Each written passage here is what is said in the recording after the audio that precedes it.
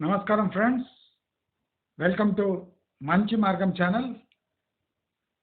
ఇవాళటి video life transforming video.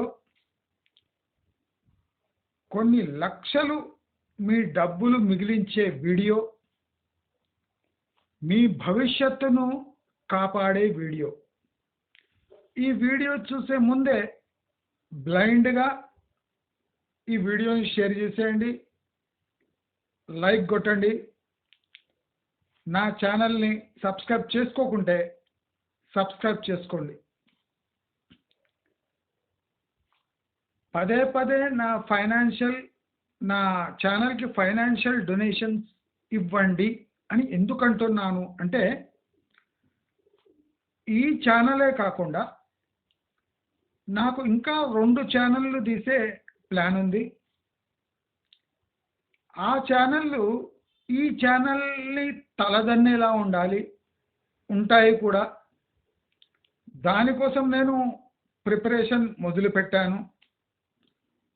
అంటే ఒక 3-4 ఛానళ్ళు నేను ఎవరి సహాయం లేకుండా దీన్ని కొనసాగించాలి.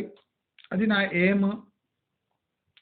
అంటే మీ ఎయిమ్ కోసం మేము డొనేట్ ఎందుకు చేయాలి అని మీరు అడగొచ్చు, జెన్యున్ ప్రశ్న. కానీ నేను చేసే వీడియో వల్ల మీకు ఏదో ఒక రకంగా మీ లైఫ్లో ధనం పరంగా హెల్ప్ అవుతుంది. మీకు సైకలాజికల్ స్ట్రెయిన్ లేకుండా అడ్వాన్స్ ఇన్ఫర్మేషన్ ఇచ్చి మిమ్మల్ని రక్షించే పనిలో, మీ డబ్బు కాకుండా మీ మానసిక ఒత్తిడిని తగ్గించే విధంగా నా వీడియోస్ ఉంటాయి కనుక నేను ఫైనాన్షియల్ హెల్ప్ తప్పక అడుగుతాను. ఫైనాన్షియల్ హెల్ప్ ఇవ్వడానికి మీరు సిగ్గుపడతారేమో కానీ అడగటంలో నేను ఏమాత్రం మొహమాట పడను. ఎందుకంటే బిజినెస్లో మొహమాటం ఉండొద్దు. నేను ఏ క్వాలిటీ వీడియోస్, ఏ ఇన్ఫర్మేషన్ షేర్ చేస్తున్నానో అవి అంటే అందరూ కాపీ కొడుతున్నారు తప్ప వాళ్ళు నంబర్ 1 అంటే ఫస్ట్ అలర్ట్ చేసే ధైర్యం ఎవరు చేస్తలేరు. కనుక ఆ ధైర్యం చేస్తున్నా కనుక నాకు ఫైనాన్షియల్ హెల్ప్ అడిగే సర్వ హక్కులు ఉన్నాయి. ఇస్తారా లేదన్నది మీ కర్మ, మీ అంటే మీ మనసుపై ఆధారపడి ఉంటుంది, మీ నీతిపై ఆధారపడి ఉంటుంది. అంతేగాని నేను ఎవరి దగ్గర అంటే జబర్దస్తి నేనేం చేయలే.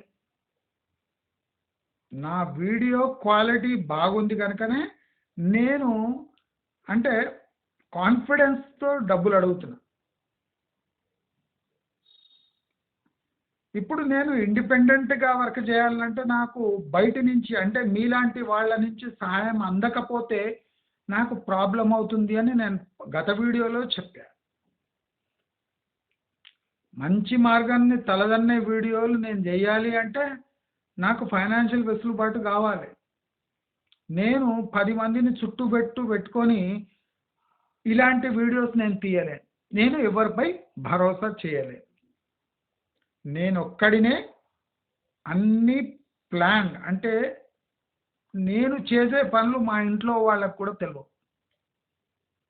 అంటే మీరు చూస్తున్నది మంచి మార్గంలో కాకుండా నేను ఇతర గ్రౌండ్ వర్క్స్ కానీ డేంజరస్ టాస్క్ కానీ తీసుకుంటాను. దానివల్ల నాకు ఒక రకమైన రిస్క్ ఉంటుంది. ఎప్పుడు నాకు ఒక చోట రిస్క్ ఉన్నా ఇంకో చోట ఫైనాన్షియలీ నాకు అందుతుందంటే నాకు మోటివేషన్ ఉంటుంది.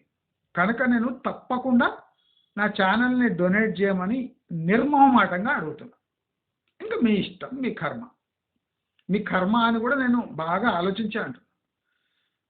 ఎందుకంటే మీకు ఒక 50 లక్షలు, 10 లక్షలు లేదా ₹1,00,000 మిగిలిన మీరు ఈజీగా ఒక ₹100 డొనేట్ చేయొచ్చు. నా కోసం అడగటంలో ఏమాత్రం తప్పు లేదు. ఇది pure business deal. Pure business deal. ఏమైనా ఇస్తున్నా కనుక మీ దగ్గర ఆశిస్తున్నా తప్ప నేను ఏమీ ఇవ్వకుండా గాలి మాటలు చెప్పి అసలు తలా తోకా లేని విషయాలు చెప్పి మీ దగ్గర డబ్బులు అడుగుతున్నాను. ఈ వీడియోలో మనం ఎంటర్ అవుదాం. ఈ వీడియో తప్పకుండా అందరితో షేర్ చేయండి, లైక్ కొట్టండి, నా ఛానల్ని సబ్స్క్రైబ్ చేసుకోండి, నన్ను ప్రోత్సహించండి. మీరు ఈ వీడియో చూసిన తర్వాత హై రైజెస్ జోలికి వెళ్ళరు, 100% వెళ్ళరు. వెళ్ళిండ్రు అంటే నేను చెప్పినట్టు మీ కర్మలో ఏదో తప్పు ఉంది, అంటే మీ కర్మ ఎక్కడనో సంకనాకింది కనుకనే మీరు ఈ హై రైజెస్లో కొనే ధైర్యం చేస్తారు, మీరు హై రైజెస్లో కొట్టారు తప్ప ఈ వీడియో చూసినాక కూడా మీరు హై రైజెస్ కొనే నిర్ణయం తీసుకుంటే దేవుడు మిమ్మల్ని రక్షించుగాక అని కోరుతూ ఈ వీడియోలో ఎంటర్ అవుదాం. ఫస్ట్, ఎవ్వరు అంచనాలు వేస్తలేరు, ఎవ్వరు దీని గురించి డిస్కస్ చేస్తలేరు. ఒక 20, 30, 40, 50 అంతస్తుల భవనంలో సపోజ్ ఒక 5th, 6th ఫ్లోర్ లేదా 3rd, 4th ఫ్లోర్ భయంకరమైన అగ్ని ప్రమాదం జరిగిందనుకోండి. భయంకరమైన అగ్ని ప్రమాదం. మీరు ఎస్కేప్ అయ్యే ఛాన్సెస్ నా ప్రకారం ఒక 20% ఉంటుంది. లిఫ్ట్లు పనిచేయవు, స్ప్రింక్లర్ సిస్టమ్ కూడా సరిపోదు, ఫైర్ ఇంజన్స్ ఆ పై అంతస్తు వచ్చి దాన్ని నివారించే వరకు ఏ డ్యామేజ్ జరగాలనో ఆ డ్యామేజ్ జరుగుతుంది. ఫైర్ ప్రివెన్షన్ సిస్టమ్స్ ఎంత ఉన్నా బయటి దేశాల్లో అంటే యూరోప్ లాంటి దేశాల్లో కూడా హై రైజెస్లో మంటలు అంటుకొని వందలాది మంది సజీవ దహనం అయ్యారు. వందలాది మంది సజీవ దహనం అయ్యారు యూరోపియన్ కంట్రీస్లో, అమెరికన్ కంట్రీస్లో. టెక్నాలజీ మనకు మించిన టెక్నాలజీ అక్కడ ఉంది, ఫైర్ ప్రివెన్షన్ సిస్టమ్స్. అయినా ఆ జరిగిన ప్రమాదం ఎంత భీకరంగా ఉంటుందంటే ఆ ఫ్లోర్ మొత్తం తగిలడి పై ఫ్లోర్ వాళ్ళు ఏ విధమైన అంటే వెసులుబాటు లేకుండా పైనే చిక్కుకుపోయి సజీవ దహనమై, లేదా మీ ఫ్యామిలీకి అంటే మీరు మర్చిపోని నైట్ మేర్గా మిగిలిపోతుంది మీ జీవితం. ఆ ఇన్సిడెంట్ తర్వాత మీరు ఇంకా బిల్డింగ్లోనే ఎంటర్ కాదు. అలాంటి భయానకమైన ఫైర్ యాక్సిడెంట్స్ జరిగే ప్రమాదం పొంచి ఉంది అని నేను హైదరాబాద్ హై రైజెస్ ఎవరు డెవలప్ చేస్తున్నానో వాళ్ళని హెచ్చరిస్తున్నాను. తలాతోకా లేని హై రైజ్లు రేజ్ చేసి ఫైర్ సేఫ్టీ సిస్టమ్ తూతూ మంత్రంగా పెట్టి వేలాది జనాల ప్రాణాలతో చెలగాటమాడుతున్నారు ఈ హై రైజెస్ వాళ్ళు. నేను ఈ విషయంలో కాంప్రమైజ్ గాను. మన హై రైజెస్లో ఉన్న ఫైర్ సేఫ్టీ సిస్టమ్ ఏమాత్రం పనిచేయవు. 30, 40 అంతస్తుల పైనుంచి అగ్ని ప్రమాదం జరిగినప్పుడు మన మైండ్ బ్లాక్ అయిపోతుంది, ఏం చేయాలనో అర్థం కాదు. అందుకోసం కొంతమంది 20 అంతస్తుల పైనుంచి దూకేస్తారు. అంటే బ్రెయిన్ పనిచేయడం మానేస్తుంది. ఇలాంటి దుర్ఘటనలు ఫైర్ సేఫ్టీ కానివ్వండి, లిఫ్ట్ ఫెయిల్ కానివ్వండి, పైన అంతస్తు నుంచి కళ్ళు తిరిగి కింద పడడం కానివ్వండి, ఇవన్నీ సడన్గా వితిన్ సెకండ్స్లో జరిగిపోతాయి, మన లైఫ్నే మార్చేస్తాయి. కనుక హై రైజెస్లో ఎవ్వరూ కొనబోకండి. అగ్నికీలలు మీ జీవితాన్నే సర్వనాశనం చేస్తాయి. మీ కోట్లాది ప్రాపర్టీని పైసలు అంటే చిల్లర పైసలుగా మార్చేస్తాయి. మీ కోట్లాది ప్రాపర్టీని చిల్లర పైసలుగా మార్చేస్తాయి ఈ ఒక్క ఇన్సిడెంట్ అయిపోయిందా. ఫస్ట్ ఇది చాలా జాగ్రత్తగా గుర్తుపెట్టుకోండి. లైఫ్లో ఎప్పుడైనా ఈ ఘటన మీతోని జరగచ్చు, జరిగాయి కూడా. Third floor buildings, fourth floor బిల్డింగ్స్లో, బంజారాస్లో అంటుకుంటే దిక్కు దివాళ లేదు. ఆ అగ్ని మాపక సిబ్బంది వచ్చి దాన్ని కంట్రోల్ చేసే వరకే 5-6 అవర్స్ పట్టి. మీరు ఒక 20-30 అంతస్తులో లేదా 10 అంతస్తుల పైన అగ్నికీలలు ఎలా ఆర్పుతారో మీరే ఆలోచించండి. అంటే మీకే వదిలేస్తున్నా. నెక్స్ట్ చాలా ఇంపార్టెంట్, ఈ న్యాచురల్ రిసోర్సెస్. నేను పదే పదే చెప్తున్నా, మీకు ఇప్పుడు నీళ్ళు అందుతున్నాయి సరే, కొత్త ప్రాజెక్ట్ ఉంది, అంత కొత్తగా ఉంది, కొత్త పెళ్లి కూతురు కొత్త పెళ్లి కొడుకులాగా ఉంది సరే. సంసారం చేసే కొద్దీ ఆ బిల్డింగ్ పరిస్థితి ఏముంటుంది?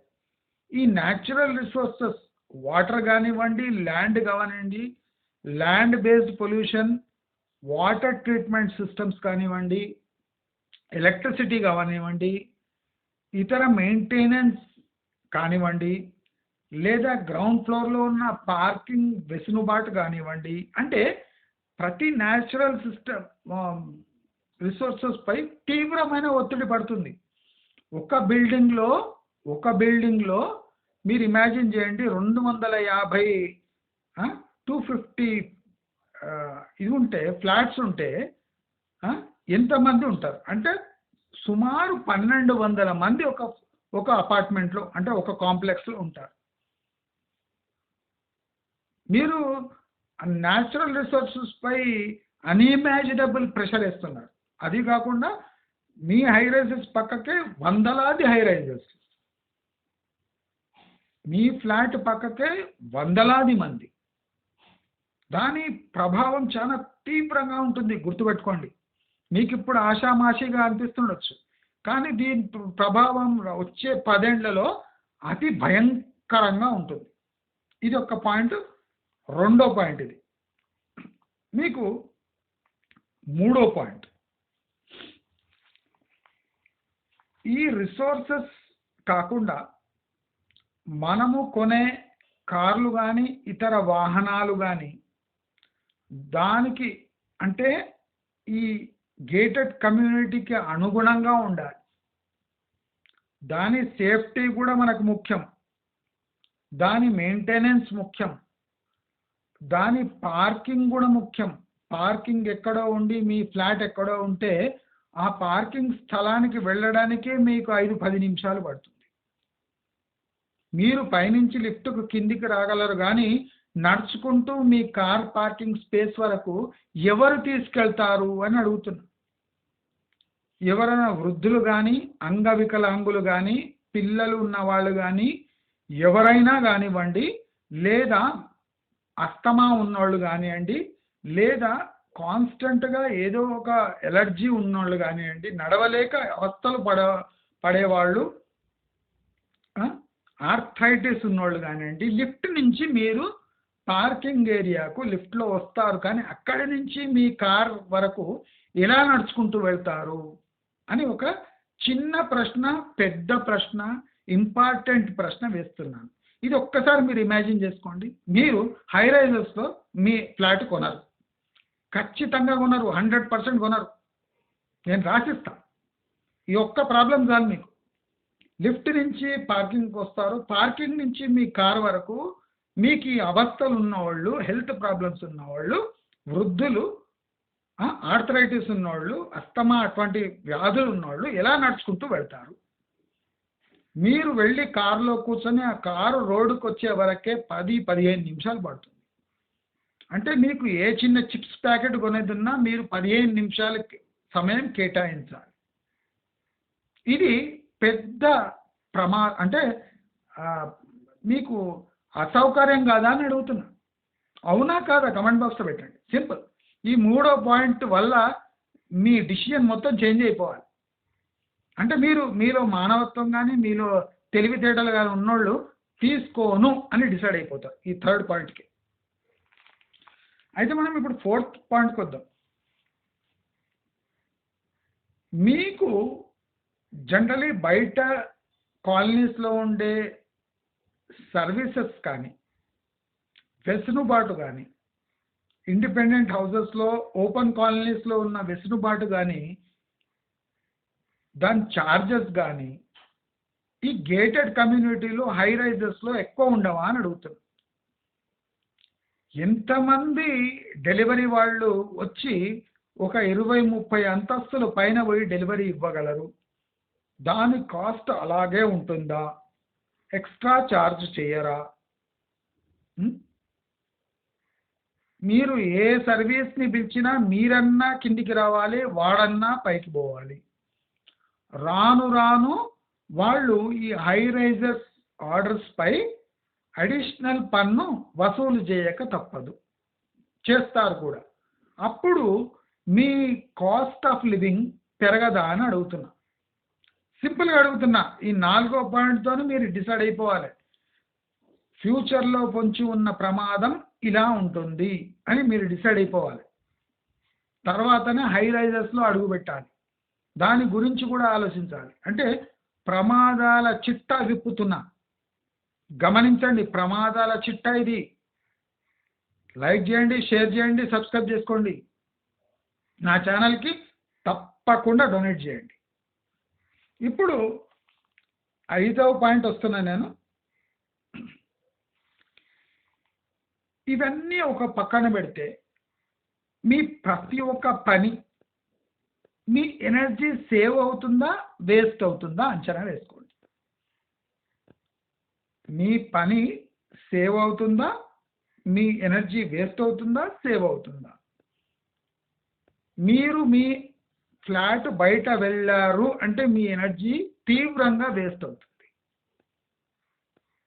మీ డబ్బు తీవ్రంగా వృధా అవుతుంది. ఎందుకంటే మీరు కింద దిగారు అంటే కారు ఎక్కాలి, నడుచుకుంటా గేటెడ్ కమ్యూనిటీ బయట పోయారు అంటే ఏం దొరకవు. దొరికినా అవి నడుచుకుంటూ పోయే ప్రదేశాల్లో ఉండవు. సో కార్ తీసుకొని పోవాలి. మీరు కొనుక్కునే మ్యాచ్ బాక్స్కి మీరు ఒక 100 ml పెట్రోల్ వేస్ట్ చేసుకొని పోయారు అంటే అది ఫీజిబుల్ అని అడుగుతున్నా. మీరు కొనే సిగరెట్కు అక్కడ పాన్ డబ్బాలు కానీ ఏ ఇతర రిసోర్సెస్ ఉండవు. ఒక సిగరెట్ 15 రూపాయలు ఉంటే మీరు ఒక 20 రూపాయలు ఖర్చు పెట్టి కారులో పోయి సిగరెట్ తాగి రావాలి. అంటే ఒక సిగరెట్ ఖర్చు 35 రూపాయలు. ఒక కొత్తిమీర కట్ట మినిమం 10-15 రూపాయలు. అంటే కారులో పోయి తెచ్చుకోవాలి కదా ఏదైనా. మీ కమ్యూనిటీలో ఉన్న ఏ రిసోర్స్ ఉపయోగించుకున్నా అవి ఆల్మోస్ట్ ఆల్ డబుల్ కాస్ట్లో ఉంటాయి. అంటే మీ కమ్యూనిటీ లోపల ఉన్న ఏ షాపులు కానీ, ఏ షాపింగ్ కాంప్లెక్స్ కానీ, ఏ సర్వీస్కి కానీ డబుల్ ఛార్జెస్ ఉంటాయి. ఎందుకంటే మీరు ఇరుక్కుపోయారు అని వాళ్లకు తెలుసు కనుక, మీరు చచ్చినట్టు వాళ్ళ దగ్గరే కొంటారు కనుక వాళ్ళు ఇష్టం వచ్చిన ప్రైస్ పెట్టి మిమ్మల్ని లూటీ చేస్తారు. ఇది తథ్యం. ఇది 5వ పాయింట్. ఇప్పుడు 6వ పాయింట్కి వద్దాం, 7వ పాయింట్కి వద్దాం. మీరు మీకు కావలసిన వస్తువులు ఒక కర్ఫ్యూ టైంలో ఉన్నట్టు లేదా ఒక ట్రైబల్ ఏరియాలో, అంటే ఒక ఏజెన్సీ ఏరియాలో సంతలు జరుగుతాయి కదా, ఆ సంతలు జరిగినప్పుడు ఈ ట్రైబల్ పీపుల్ అంతా వచ్చి, అంటే వేరే టైంలో దొరకవు కనుక ఆ సండే రోజు సంత సమయంలో వచ్చి అన్నీ కొనుక్కొని ఒక్కసారే ఊరికి వెళ్ళిపోతారు. ఎందుకంటే మళ్ళీ మళ్ళీ సంతాలు జరగవు కనుక వాళ్ళు అన్నీ ఒకరోజే కొనుక్కోవాల్సి వస్తుంది, ఫ్రెష్ ఉండని ఉండకపోని. మీకు సామాన్య కాలనీల్లో తోపుడు బండ్లు వాళ్ళు, చిన్న షాపులు, ఇవన్నీ ఫ్రెష్ వెజిటేబుల్స్, ఫ్రూట్స్ అమ్ముతారు. కానీ గేటెడ్ కమ్యూనిటీలో ఏది ఫ్రెష్గా లభించదు. మీకు కోట్లు విలువ చేసే ఫ్లాట్లు ఉన్నా మీరు ఏజెన్సీ ఏరియాలో సంతల రూపంలో, అంటే ఎలా జరుగుతాయో అలా మీరు కింద దిగినప్పుడే కారు వేసుకొని బయటికి పోయి మీకు కావాల్సిన సామాగ్రి అంతా ఒక్కసారే కొనుక్కోవాలి. అంటే మీకు ఫైనాన్షియలీ ప్రాబ్లం ఉన్నా మీరు అన్ని గ్రాసరీస్ మళ్ళీ మళ్ళీ పోతే ఖర్చు అవుతుందని ఒక్కసారే సంతలో కొన్నట్టు కొనాల్సి వస్తుంది. అంటే మీరు ఎన్ని కోట్లున్నా మీ బ్రతుకు అంటే బిలో పవర్టీ లైన్ వాళ్ళకన్నా నీచంగా ఉంటుందని స్పష్టంగా చెప్తున్నా నేను. అంటే మీరు పాష్గా కార్లో పోతుండొచ్చు, కానీ మీరు అన్ని సర్దివి తీసుకొని తినాల్సిందే, మీ బతుకు అంతే. ఇది శాపం రూపంలో నేను చెప్తున్నా, మామూలు కమెంట్ కాదు, ఇది శాపం. మీరు హై రైజ్లో తీసుకున్నారంటే కోట్లు కొన్న ఫ్లాటు మీకు ఏ రూపంలో కూడా సహకరించదు. మీరు అన్ని సర్దివి కొని ఒకసారే కొని మీ ఫ్లాట్కి తీసుకెళ్ళి మళ్ళీ దిగే ప్రసక్తి లేకుండా అవే తినవలసిందే. ఒక చిన్న మ్యాచ్ బాక్స్ కానీ కొత్తిమీర కట్ట కొనాలన్నా మీకు 25-30 రూపాయలు ఖర్చు కాక తప్పదు. ఇదొక్క వెసులుబాటు చూడండి. హై రైజెస్ అంటారు కదా, ఇప్పుడు కొనండి హై రైజ్ చెప్తాను. ఇది కాకుండా ఈ హై రైజెస్ పాష్ ఏరియాలో కొనడం సరదాగా ఉంటుంది. ఈఎంఐ కట్టడం ఈజీ, ఒప్పుకుంటా. మీ సాలరీలు బ్రహ్మాండంగా ఉన్నాయి, ఒప్పుకుంటా. కానీ మీరు జీవించాలంటే ఆ ఫ్లాట్లో పిల్లలకు స్కూల్కి పంపించాలి, మీ ఆవిడ ఆఫీస్కి వెళ్ళాలి, మీ రిలేటివ్స్ వచ్చిపోతూ ఉంటారు, మీ మీ ప్రతి పని ఆ గేటెడ్ కమ్యూనిటీ బయటే ఉంటుంది. సో మీ పిల్లలు ఒక స్కూలుకు వెళ్ళాలి అంటే చుట్టుముట్టు మామూలు స్కూళ్ళు ఉండవండి, అన్నీ ఇంటర్నేషనల్ స్కూల్స్ ఉంటాయి.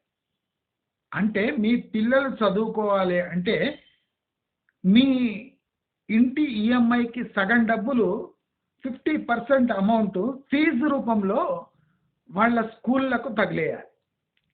ఆ పిల్లలు చదివే కిండర్ గార్టెన్ 1, 2 నుంచి 10వ క్లాస్ వరకు ఒక్కొక్క పిల్లలకు అంటే మీకు ఇష్టం ఉన్నా లేక ఉన్నా ఆ ఇంటర్నేషనల్ స్కూల్లో వేయవలసిందే, ఎందుకంటే అది పక్కకే ఉంటాయి కనుక.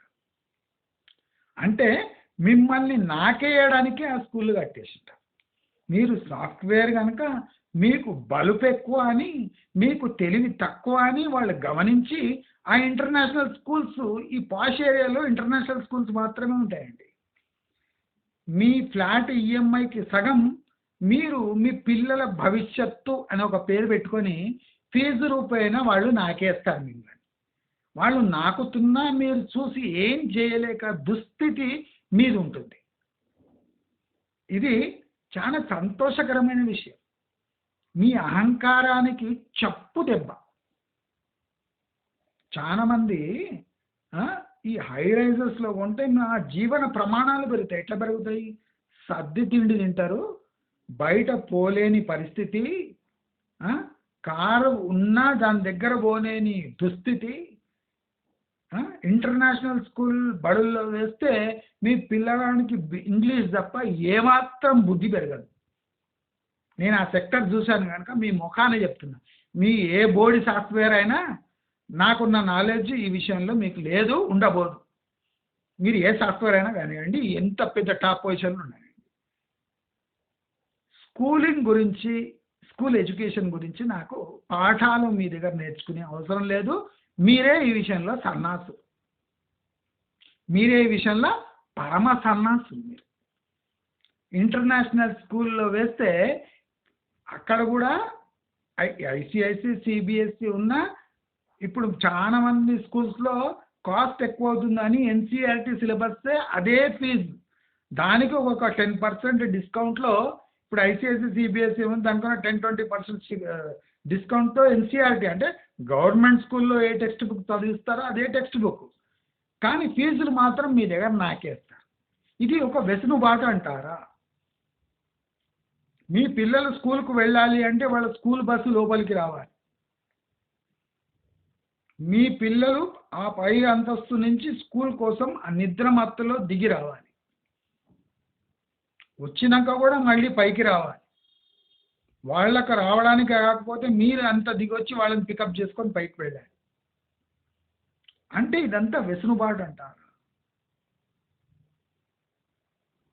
అంటే మిమ్మల్ని అక్కడ ఇరికిచ్చి మీ లైఫ్ స్టైల్ అని పేరు చెప్పి మీ దగ్గర ఇవన్నీ డబ్బులు గుంజుతలేరా చుట్టుముట్టు జనాలు? వెజిటేబుల్స్లో వాడు గుంచుతాడు, ఫ్రూట్స్ వాడు గుంచుతాడు, మెయింటెనెన్స్ లోపల గుంచుతారు. ఆ? అన్ని రూపంలో మిమ్మల్ని నాకేసే ఫుల్ స్ట్రాటజీనే ఈ గేటెడ్ కమ్యూనిటీస్. అవునా కాదా కమెంట్ బాక్స్లో పెట్టండి. అయితే ఈ గేటెడ్ కమ్యూనిటీస్ కొత్త పెళ్లి కూతురు లాంటి. అంటే ఇనీషియల్గా అన్నీ బాగానే ఉంటాయి, కొత్త బిల్డింగ్ కనుక బాగుంటుంది. కానీ పోను దీని హెల్త్ క్షీణించినప్పుడు దీని మెయింటెనెన్స్ ఛార్జెస్ విపరీతంగా పెరుగుతాయి. ఎందుకంటే మీ మీ సొంత బిల్డింగ్ కాదు ఇది. 50 ఫ్లోర్లు 40 ఫ్లోర్లు అంటే తీవ్రమైన ఒత్తిడి ఉంటుంది ఆ బిల్డింగ్ పైన. కింది ఫ్లోర్స్ గిన కొద్దిగా కుంగినాయి లేదా డ్యామేజ్ అయినాయి అంటే పై ఫ్లోర్స్కి వాల్యూనే ఉండదు. ఇప్పుడు పెద్ద పెద్ద డ్యామ్స్ అటువంటివే కుంగిపోతున్నాయి. రేపు కర్మజాలి ఒక ఎర్త్క్వేక్ వచ్చి ఒక భూకంపం వచ్చి కింది ఫ్లోర్స్ కుంగినాయి లేదా క్రాక్స్ వచ్చినాయంటే పైన ఉన్న ఫ్లోర్స్ అంతా జీరో వాల్యూ అయిపోతుంది. ఈ విషయం చాలా ఇంపార్టెంట్, చాలా మంది ఇగ్నోర్ చేస్తారు, గమనించండి. కింది ఫ్లోర్స్కి ఏమాత్రం తేడా వచ్చినా పై ఫ్లోర్స్ వాల్యూ జీరో, హై రైజెస్లో జీరో. ఎందుకంటే కరెక్షన్ చేసినా దాని లైఫ్ తగ్గిపోతుంది కనుక ఆ ఫ్లాట్స్ యొక్క వాల్యూ ఇమీడియట్గా జీరో అయిపోతుంది. అంటే కొన్ని గంటల్లో మీ ఫ్లాట్ విలువ కోట్ల నుంచి జీరోగా మారిపోతుంది. తస్మా జాగ్రత్త. ఒక్క భూకంపం చాలు మీ కోట్లు విలువ చేసే ఫ్లాట్ శూన్యంగా మారిపోతుంది. అదే కాకుండా మీ ఇంట్లో వాళ్ళు పని చేయడానికి బయటికి వెళ్తారు. అంటే మీరు వెళ్ళే టైము వేరే, వాళ్ళు బయలుదేరే టైం వేరే. అంటే 2 కార్లకు పని చెప్పాలి, కాస్ట్ ఎక్కువ, ఏది నడుచుకుంటూ వెళ్ళే వెసులుబాటు ఉండదు. పబ్లిక్ ట్రాన్స్పోర్టేషన్ అరాకొరాగా ఉంటుంది. ఎందుకంటే అంతా పాష్ పాపులేషన్ కనుక ఇక్కడ పబ్లిక్ ట్రాన్స్పోర్టేషన్ అరాకొరాగా ఉంటుంది. అదే కాకుండా ఇక్కడ సర్వీస్ రోడ్లు, ఫ్లైఓవర్లు ఇవన్నీ ఎక్కువ. ఇన్ఫ్రాస్ట్రక్చర్ డెవలప్మెంట్ కదా, అంటే అనవసరమైన ఫ్లైఓవర్లు ఎక్కాలి, అనవసరమైన సర్వీస్ రోడ్లు తీసుకోవాలి, తిరుగుకుంటూ పోవాలి. దీన్ని వెసులుబాటు అంటారా? మీ ఇంట్లో వాళ్ళు ఏ చిన్న పనికైనా సర్వీస్ రోడ్లు వేసుకొని కిలోమీటర్లు పోయి ఆ పని ముగించుకొని రావాలి. మెయిన్ సిటీకి పోవాలంటే మీకు గంటన్నర మినిమం టైం పడుతుంది. 1.5-2 గంటలు. జనాలు చెప్పినట్టు ఓఆర్ఆర్ పై అర్ధగంట అనేది పచ్చి అబద్ధం. సిటీలో ఒక 10 కిలోమీటర్లు ట్రావెల్ చేయాలంటేనే 45 నిమిషాలు పడుతుంది. మీరు సౌత్ నుంచి వెస్ట్ హైదరాబాద్కి వెళ్ళాలి అంటే 1.5-2 గంటలు సమయం తప్పదు. ఇది గమనించండి. ఇంకోటి, నేను అతి ముఖ్యమైన పాయింట్ ఎప్పుడు రేజ్ చేస్తా ఈ గేటెడ్ కమ్యూనిటీస్లో, అది ప్రతి మనిషికి, డబ్బు గల మనిషికి చాలా ముఖ్యం. అదేమిటంటే మీకు ఈ అక్రమ సంబంధాలు మీరు ఎట్టి పరిస్థితిలో మెయింటైన్ చేయలేరు. అంటే అది సేఫ్ కానే కాదు. ఎందుకంటే సెక్యూరిటీ దగ్గర మీ నంబర్లు కానీ మీ పేరు కానీ నమోదు చేసుకున్నాక మీరు ఎలాంటి అక్రమ సంబంధాలు మీరు మెయింటైన్ చేయలేరు. ఆడవాళ్ళు కానీ మగవాళ్ళు కానీ అక్రమ సంబంధం అనే ఊసే ఎత్తడానికి ఉండదు. మరి ఇన్ని కోట్లు సంపాదించి ఒక అరాకొర అక్రమ సంబంధం కూడా మీరు పెట్టుకోలేని దుస్థితిలో మీరు ఈ గేటెడ్ కమ్యూనిటీలో ఉంటారు. అంటే మీకు నవ్వు వస్తుండొచ్చు, ఈ అక్రమ సంబంధాన్ని నేను అంత దీనిగా ఎలా చెప్తున్నాను.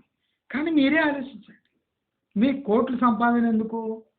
ఈ అడ్డమైన పనులు చేద్దామనే కదా ఆశతోనే లోపల ఇన్ని కోట్లు సంపాదిస్తారు. అంటే ఒక 2-3 మెయింటైన్ చేయలేని డబ్బు ఎందుకు అని చాలామంది డబ్బు సంపాదించేది దీనికి. ఆస్తులు పోగేసి ఆస్తులు ధారాదత్తం చేసేది 2-3 సంబంధాలు ఉన్న వాళ్ళకి.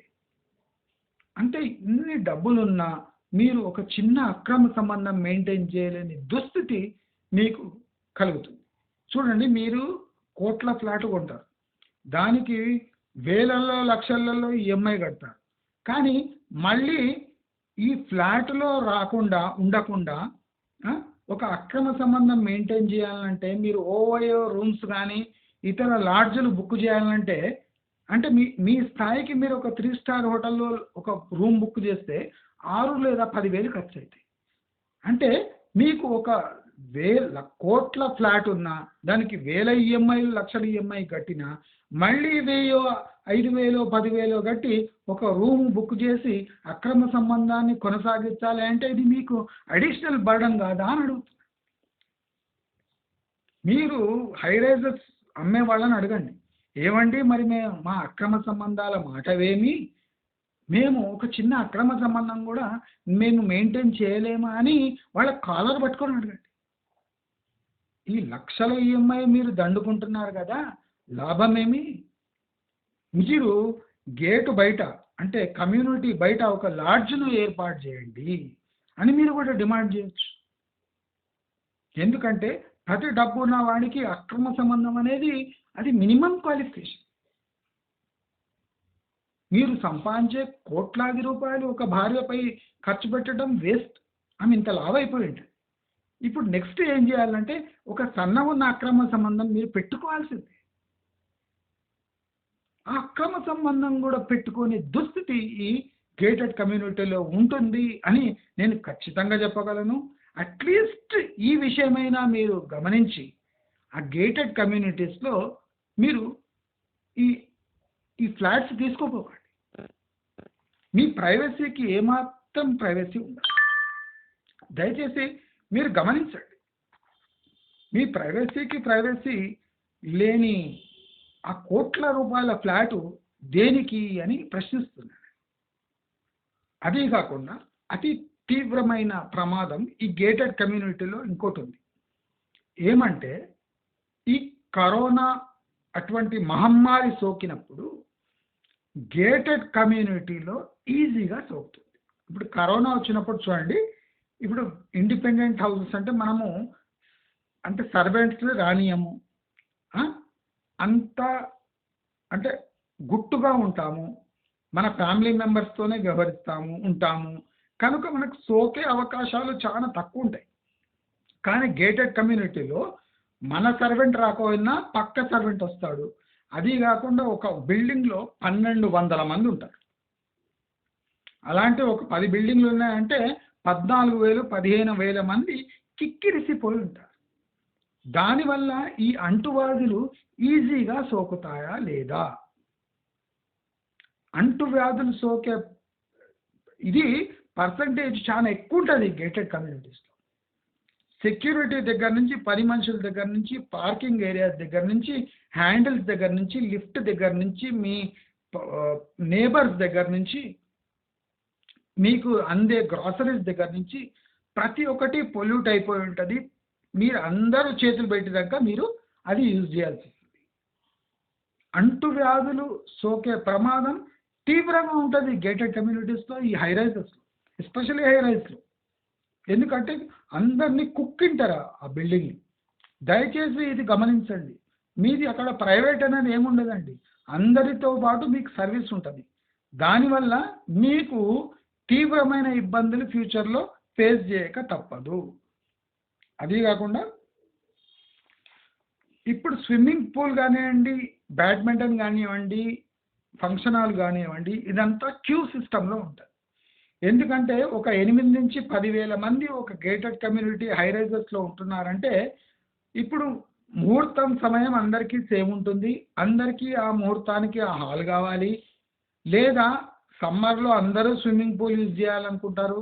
లేదా హాలిడేస్లో అందరు పిల్లలు బ్యాడ్మింటను, టేబుల్ టెన్నిస్ ఆడాలనుకుంటారు. సో ఇంతమంది ఒకేసారి వస్తే దాన్ని అందరికీ ఒకేసారి ఇవ్వలేరు.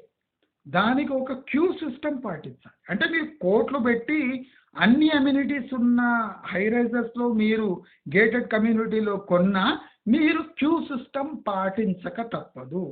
ఇది వెసులుబాట. మీకు మీకు ఆ లైన్లో నిలబడే టికెట్లు తీసుకునే వాళ్ళకు ఏమి డిఫరెన్స్ అని అడుగుతున్నా. దీనివల్ల మీ లైఫ్ స్టైల్ వృద్ధి చెందుతుందా అధమంగా ఉంటుందా మీరే డిసైడ్ చేసుకోవాలి. అంటే మీరు డబ్బు పెట్టి కొన్న అమ్యూనిటీస్ మీరు అనుకున్న టైంలో యూజ్ చేయలేరు. ఫ్యూచర్లో ఫుల్ అంటే ఆ గేటెడ్ కమ్యూనిటీలో ఫుల్ పాపులేషన్ అయితే మీరు అన్నిటికీ క్యూలో ఉండాల్సిందే. ఈ పాయింట్ కూడా గమనించి మీరు తగిన తగిన చర్యలు తీసుకుంటారు, మిమ్మల్ని మీరు రక్షించుకుంటారని నేను భావిస్తున్నా. ఇప్పుడు చాలా మందికి అపోహం అంటే ఎంత పైన వెళితే అంత పొల్యూషన్ తక్కువ ఉంటుంది అనే భ్రమలో ఉంటారు.